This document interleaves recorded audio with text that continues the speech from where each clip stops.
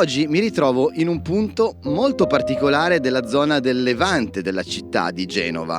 Mi trovo dinanzi a un monumento che molti conoscono, specialmente tanti giovani, anche perché io sfido chiunque a non aver detto almeno una volta ai propri amici ci vediamo al monumento di Quarto, perché questo è anche un luogo di ritrovo, un punto in cui ci si può mettere d'accordo per bersi un drink in compagnia, ma io vorrei sapere quanti conoscono realmente il significato di questa cosa che ho alle spalle. Io oggi vi voglio svelare i segreti e il significato. Scopriamoli insieme.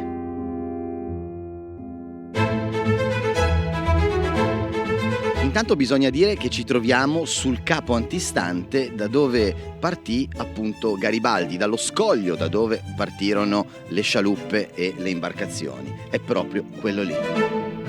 Questo monumento, eretto nel 1915, vuole ricordare proprio la spedizione e la fonte di ispirazione fu proprio l'inno di Garibaldi, scritto nel 1858, e c'era una frase che diceva proprio così: si scoprono le tombe, si levano i morti, i martiri nostri son tutti risorti.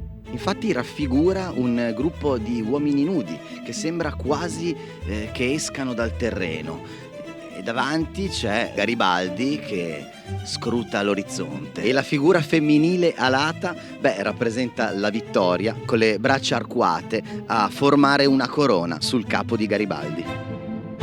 Pensate, questo gruppo scultoreo venne inaugurato il 5 maggio dello stesso anno e Gabriele D'Annunzio, detto il profeta o il poeta sacro, tenne il discorso commemorativo. La scultura in bronzo realizzata da Eugenio Baroni nel 2010, in vista delle celebrazioni per i 150 anni dell'Unità d'Italia, venne restaurata in modo importante, ma non solo lei. Intanto il piazzale intorno al monumento di Quarto oggi è un'area pedonale. Vi è un nuovo memoriale poco vicino al monumento e lo andiamo a scoprire insieme.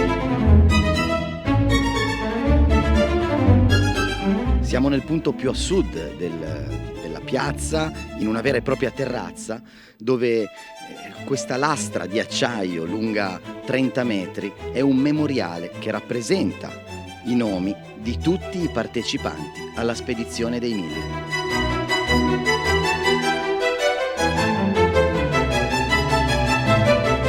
Ed ecco che mi ritrovo su uno degli scogli da cui partirono i garibaldini e da cui partì appunto questa spedizione per l'Unità d'Italia. Ma di queste curiosità, di questi segreti, ne parleremo ancora più approfonditamente nel prossimo episodio dei Segreti d'Esena. Per oggi però è tutto, io vi saluto da Dario il Leggendario, è tutto, ci vediamo al prossimo episodio, alla prossima puntata dei Segreti d'Esena.